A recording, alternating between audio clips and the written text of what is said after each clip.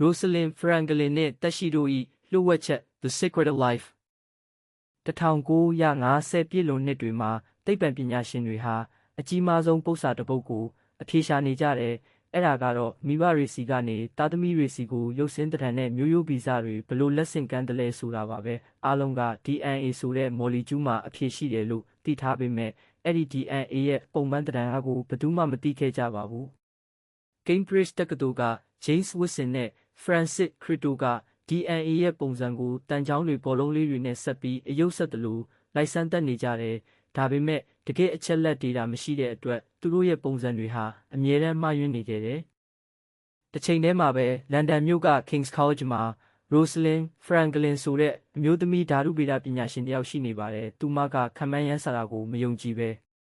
X-ray crystallography X-ray ပုံဆောင်ခဲလေ့လာမှုဆိုတဲ့နည်းပညာကိုသုံးပြီး DNA ရဲ့ပုံရိပ်ကိုဓာတ်ပုံရိုက်ယူဖို့စနစ်တကျစူးစမ်းခဲ့ပါတယ်။နာရီပေါင်း100ကျော် X-ray ရောင်ခြည်ဖြာချပြီးအလွန်ရှုပ်ထွေးတဲ့တင်းချတွက်ချက်မှုတွေလုပ်ပြီးတဲ့နောက်မှာတော့သမိုင်းဝင် Folder 50ဆိုတဲ့ဓာတ်ပုံတစ်ပုံကိုသူမရရှိခဲ့ပါတယ်။အဲ့ဒီပုံမှာထင်ရှားတဲ့ပုံစံမြင်းကြောင်းတွေပါဝင်ပြီးဒါဟာ DNA ဟာလိမ်ရက်နေတဲ့လှေကားထက်ထက် helix ပုံစံရှိတယ်ဆိုတာကိုမြင်မရအောင်သက်သေပြနေတာပါ။ဒါပေမဲ့ Rosalind နဲ့အဆင်မပြေတဲ့လုပ်ဖော်ကိုင်ဖက် Maurice Wilkins ဆိုသူကသူမမသိပဲသူမရဲ့ Folder 50ပုံကိုWatsonစီတွားပြလိုက်ပါတယ်။ Watson ကအဲ့ဒီဓာတ်ပုံကိုမြင်ချင်းပဲ DNA ဟာကျိုးနှစ်ပင်လိမ်ထားတဲ့ double helix ပုံစံမှန်ချက်ချင်းသဘောပေါက်သွားခဲ့တယ်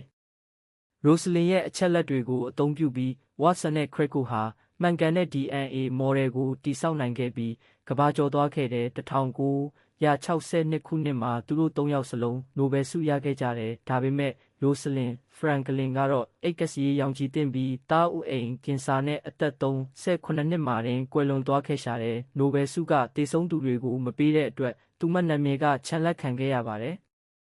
အချိန်တွေကြာလာမှသာ Rosalind Franklin ရဲ့အခန်းကဏ္ဍကဘလောက်အရေးကြီးခဲ့လဲဆိုတာကိုကမ္ဘာကအသိမှတ်ပြုလာကြတယ်။ဒီနေ့ခေတ်မှာယောဂတွေကိုကုသတာမျိုးရိုးဗီဇကိုပြင်ဆင်တာ CRISPR နဲ့မရကာကွယ်ဆေးတွေထုတ်လုပ်နိုင်တာအားလုံးဟာသူမရဲ့မောက်မိုက်တဲ့ဓာတ်ခွဲခန်းတွေကကြိုးစားမှုတွေကြောင့်စတင်နိုင်ခဲ့တာဖြစ်ပါတယ်။ဒါကတော့ကျွန်ုပ်တို့ရဲ့ဇစ်မြစ် DNA ကိုဓာတ်ပုံကနေတဆင့်ဖော်ထုတ်ပေးခဲ့တဲ့ Rosalind ရဲ့အကြောင်းပဲဖြစ်ပါတယ်။